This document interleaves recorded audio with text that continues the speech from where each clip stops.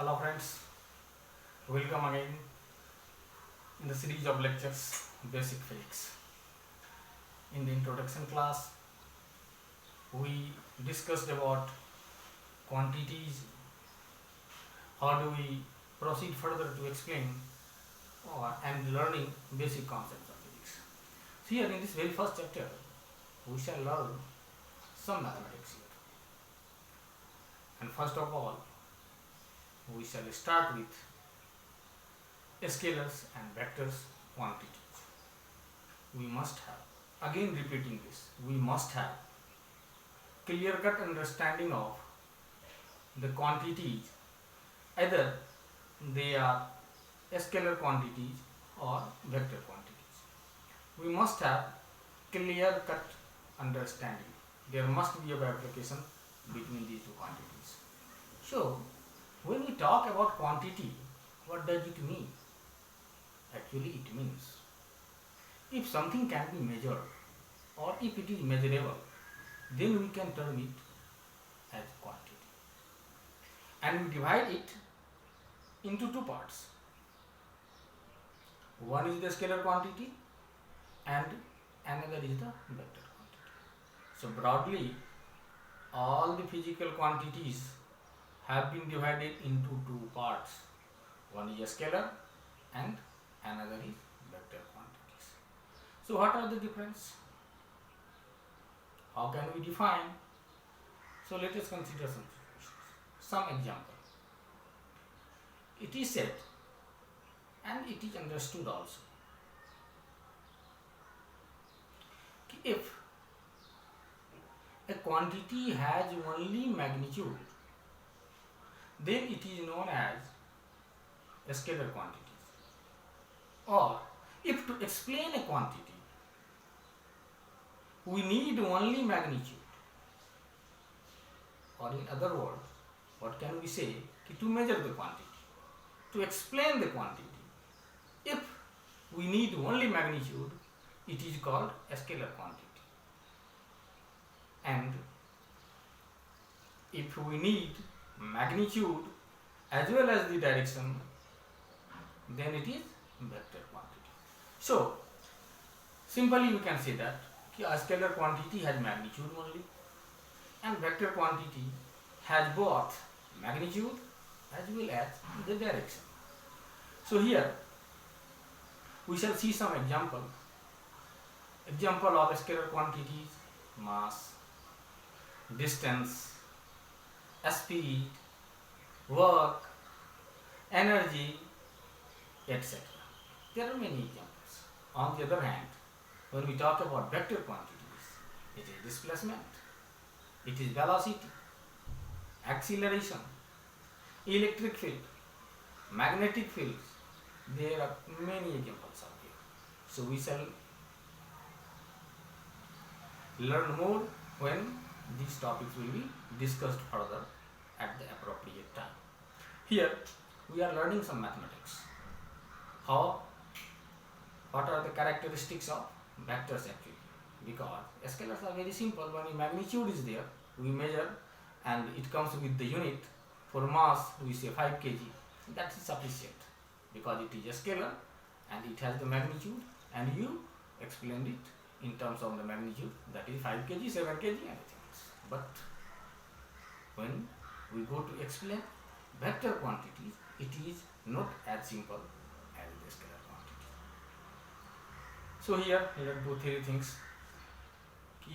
A vector quantity has magnitude and direction, no doubt about it. But in spite of having magnitude and direction, in some case, all the quantities cannot be called a vector quantities. So what does it mean? A vector quantities has magnitude as well as the direction, but in some case it is a scalar, it is not vector. Why? The reason is that vector quantities do not obey simple algebraic rules. It obeys specific rules. there are some specific rules. On the basis of the experience, we have learned some basic rules that are obeyed by the vector quantities.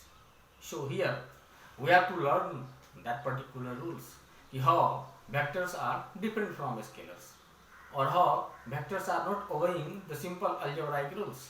In the simple algebra, you say it 3 plus 4, it is always 7. 3 into 4, it is always 12. But this is not applicable in the case of the vectors. In the case of vectors, we have to learn something different. What are these things? We shall derive here. How 2 or more vector quantities can be added, how we can subtract, what is the multiplication of vectors. Remember, there are 2 multiplication of vectors. We shall learn here. One is the dot product of vector, another is the cross product of vector. There are 2 product of vector. But let's start with a vector. So now the definition is very much clear. A vector quantity has magnitude as well as the direction, and it obeys some specific rules. It never obeys simple algebraic rules. So having magnitude and the direction is the necessary condition for a quantity to be called a vector, but it is not sufficient because it has to obey a specific rules. Okay, so we have got the basic idea of vectors and scalars. So there are some denotation. So we have to represent a vector in some other ways. So for the representation of vector, what we do, if A is a vector, suppose A is a vector, so how can we represent it? So just give an arrow over A. If you give arrow over A, sometimes it is point is also given there, that is the denotation. But here we shall be using arrow over a physical quantity. When an arrow is given on a physical quantity, we will understand that it is a vector quantity. That is the simple way. So if we write a vector A arrow, it means it is a vector, it has magnitude and the direction both. So how we can represent the magnitude of that quantity? Mathematically it is represented by the mod. When you put mod, it represents when A, arrow A under the mod means that it represents the magnitude of A. So it is very much clear. Here we shall derive something. Here we shall learn something in this class, at least about the addition of 2 vectors. First, it is essential for explaining explaining the topics of physics. So we must learn it. I will something explain in Hindi also, कि यदि किसी quantity को सिर्फ magnitude है तो वह scalar quantity कहलाएगा।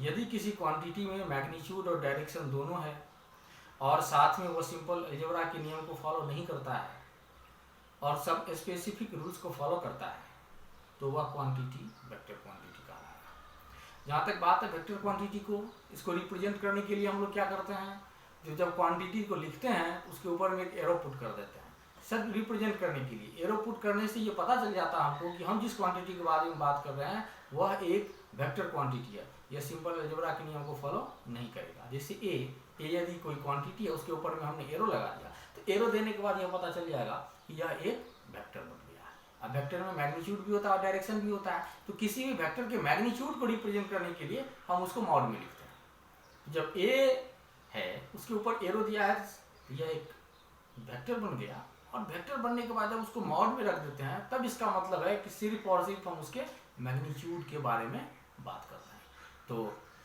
अभी we are not having actually board seizure, lockdown चल रहा है और लॉकडाउन में इसका अरेंजमेंट नहीं कर सकता हूँ क्योंकि मैं घर पे हूँ अभी। तो मैं चाहूँगा कि कॉपी पे ही इसको एक्सप्लेन करें और आप उनको बताएं कि वेक्टर का एडिशन, सब्ट्रैक्शन और मल्टीप्लिकेशन कैसे किया जाता है, ये जानना जरूरी है। इसके बाद ही हम आगे के टॉपिक को डिस्कस कर पाएंगे। आइए देखते हैं वेक्टर क्वांटिटी के बारे में कि कैसे हम लोग एक्सप्लेन कर पाते हैं इसको।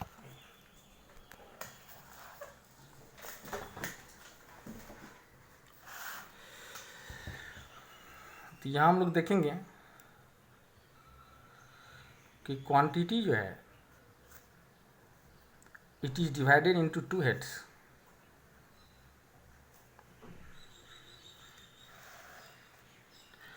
फर्स्ट वन इज स्केलर और दूसरा जो है वो है वेक्टर.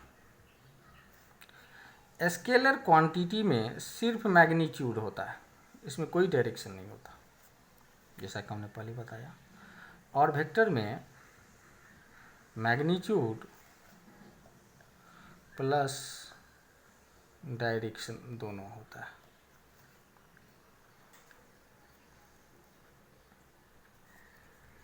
अब इसका यदि एग्जाम्पल लोगे तो यह हो जाएगा मास, डिस्टेंस, स्पीड एटसेट्रा एनीथिंग. तो यहाँ देखोगे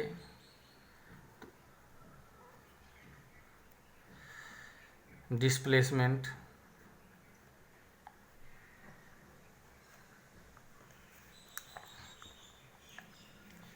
वेलोसिटी, एक्सीलरेशन, बहुत सारी चीज़ें. तो ये सब वेक्टर क्वांटिटीज़ के एग्जांपल्स हैं.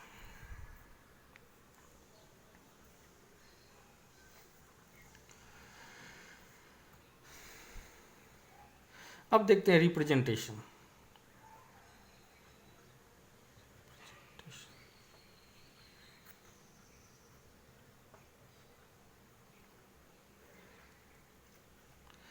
तो यदि ए एक वेक्टर है तो इसको डिनोट करने के लिए हम ऊपर में एरो दे देते हैं. तो जब किसी क्वांटिटी के ऊपर में एरो दे देते हैं तो इसको हम लोग पढ़ेंगे कैसे, वेक्टर ए. इसका मतलब क्या हुआ कि ये जो हम बात कर रहे हैं वेक्टर ए का, इसमें मैग्नीट्यूड भी है और डायरेक्शन भी है. तो जब मैग्नीट्यूड और डायरेक्शन दोनों की बात करते हैं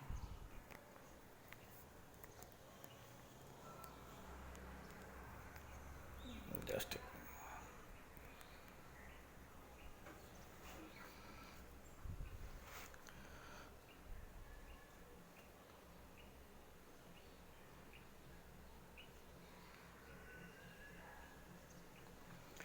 तो ये वेक्टर कहलाता है. अब यदि मैग्नीट्यूड ऑफ वेक्टर ए की बात करें, इसको लिखने का तरीका है कि हम इसको मॉड में लिखते हैं. मॉड लगा दिए, इसका मतलब है कि ये सिर्फ इसके मैग्नीट्यूड के बारे में बात कर रहा है, इसके डायरेक्शन के बारे में बात नहीं कर रहा है. आगे हम लोग देखेंगे कि इसका डायरेक्शन कैसे फाइंड आउट करते हैं. तो यहाँ मैग्नीट्यूड ऑफ ए की बात जब करेंगे तो इसको मॉड में लिखेंगे. When we write it in mod, under the mod it only represents the magnitude of A. Now, when a vector is represented by an arrow,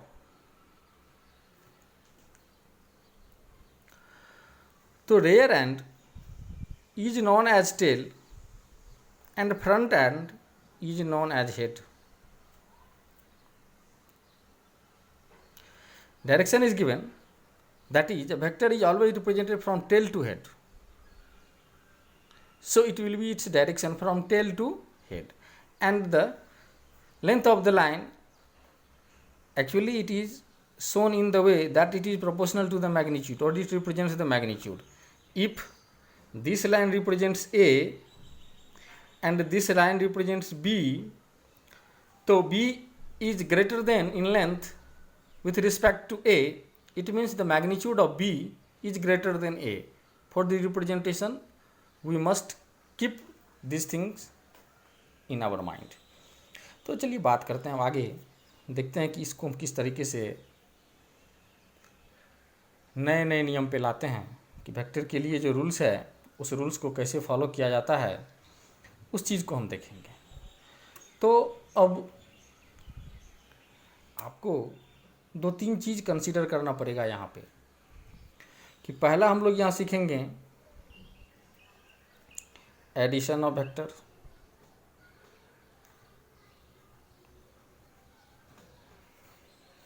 दूसरा subtraction of vector,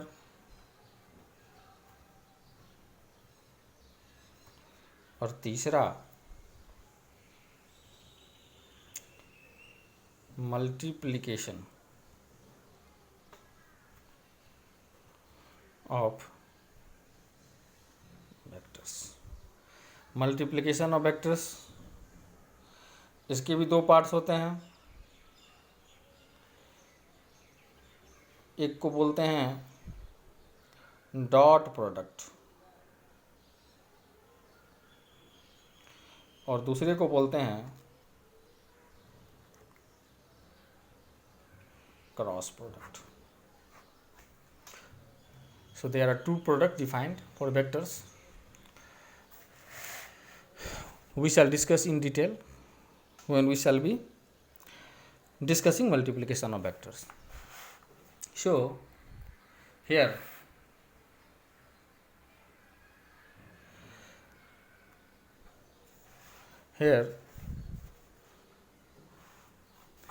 first we shall learn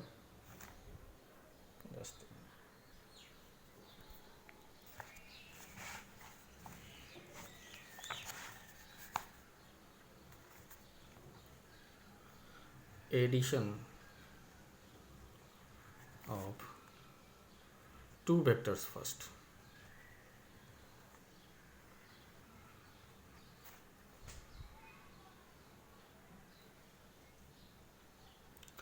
So let us consider we have two vectors P and Q, and angle between P and Q is theta. तो हम लोगों ने क्या किया है यहाँ कि we have taken two vectors P and Q और दोनों के बीच के एंगल को थीटा एज्यूम किया। अब आपको यहाँ समझना पड़ेगा, यहाँ पे समझना पड़ेगा कि हम दो वेक्टर्स के बीच का एंगल कैसे निकालते हैं। ये मैं आपको बताऊं कि दो वेक्टर के बीच का एंगल निकालने के लिए इट इज़ नेसेसरी कि जिस पॉइंट पे आप एंगल सोच रहे हैं, जिस पॉइंट पे आप एंगल निकालने की सोच रहे हैं, उस पॉइंट से दोनों का दोनों वेक्टर ऑरिजिनेट करता हुआ होना चाहिए। दोनों में से कोई भी वेक्टर टर्मिनेट नहीं करना चाहिए उस पॉइंट पे। अगर वो टर्मिनेटिंग है तो उसको हम वेक्टर के लिए यूज़ नहीं करेंगे, वहाँ उस लाइन को फिर आगे एक्सटेंड करेंगे। एक्सटेंड करने के बाद उसको फिर ऑरिजिनेटिंग एज्यूम करते हुए उसको एंगल मिलेंगे। जैसे आपको मैं बताता हूँ कि सपोज कीजिए कि यहाँ एक वेक्टर है P, यहाँ दूसरा वेक्टर है Q। तो इस पॉइंट पे आप देखेंगे कि यहाँ से दोनों का दोनों वेक्टर ऑरिजिनेट कर रहा है, निकलता हुआ होगा। तो जब ये निकलता हुआ होगा तब इसके बीच का जो एंगल होगा उसको हम लोग वेक्टर का एंगल कह देंगे theta.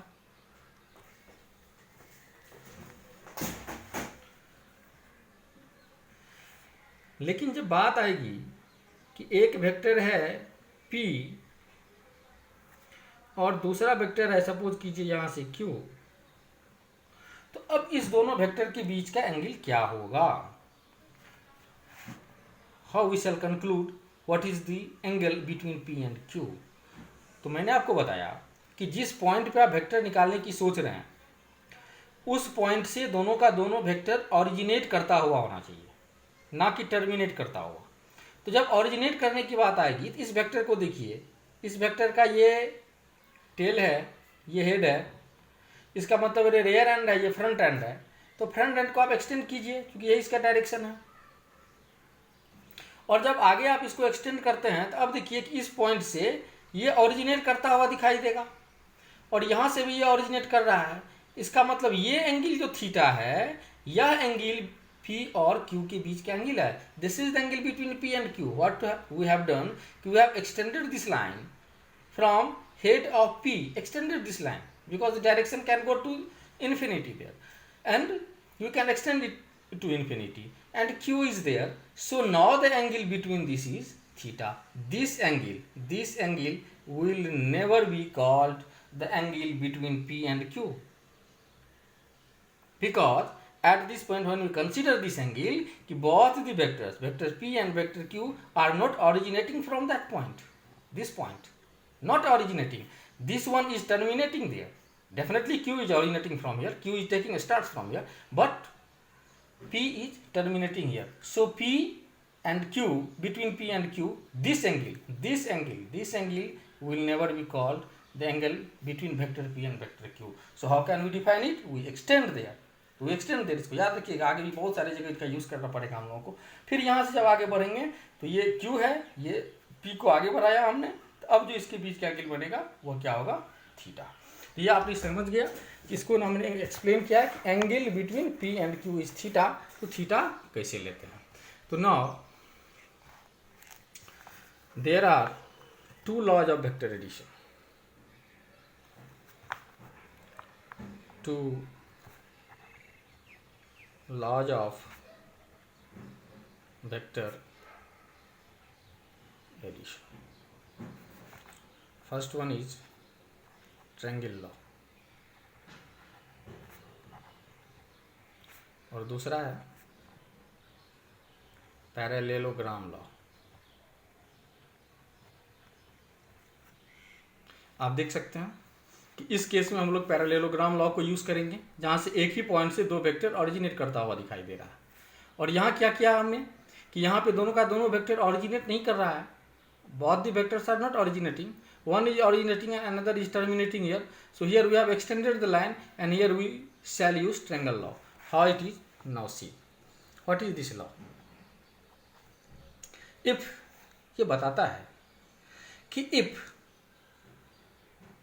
tail of a vector, if tail of a vector is on the head of the other vector, then the line drawn from the tail of the first to the head of the second is the resultant of the addition of both the vectors. Means if tail of a vector is over the head of other vector, then line drawn from tail of one to head of other gives a resultant of both the vectors. अब देखिए इसको कैसे बनाते हैं। ये क्या कह रहा है? ये कह रहा है कि यदि एक वेक्टर P है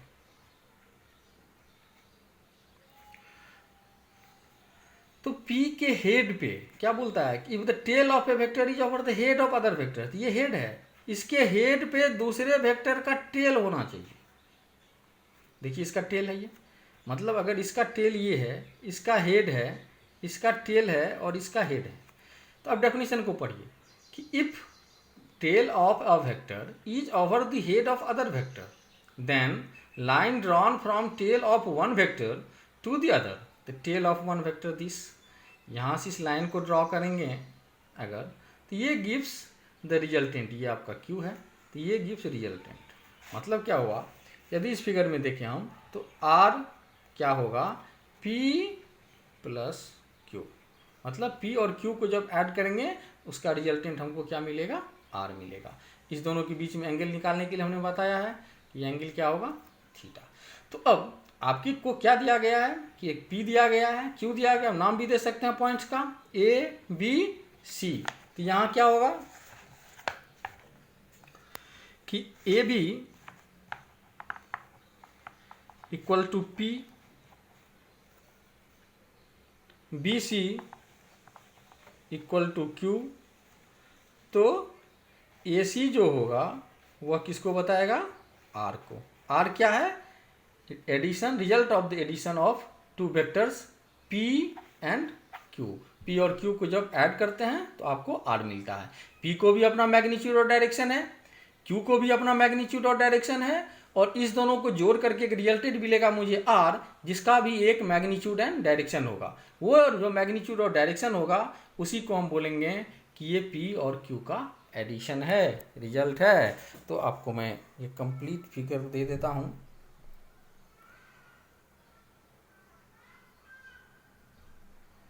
गो थ्रू इट,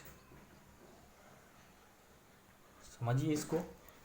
तो आइए अब निकालते हैं कि value, try to find out the expression for R means resultant, कि when two vectors are added what will be the value. So this is our figure, this one is P, this one is Q,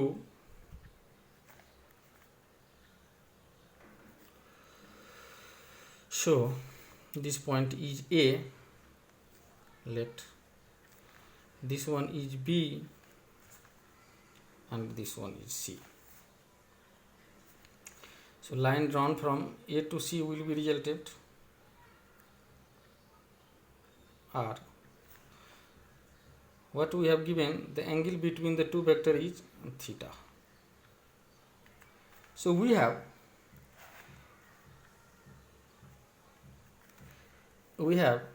AB means P.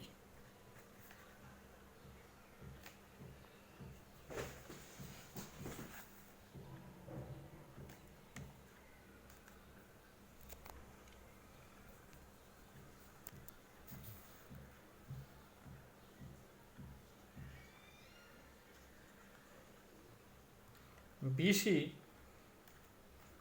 means Q,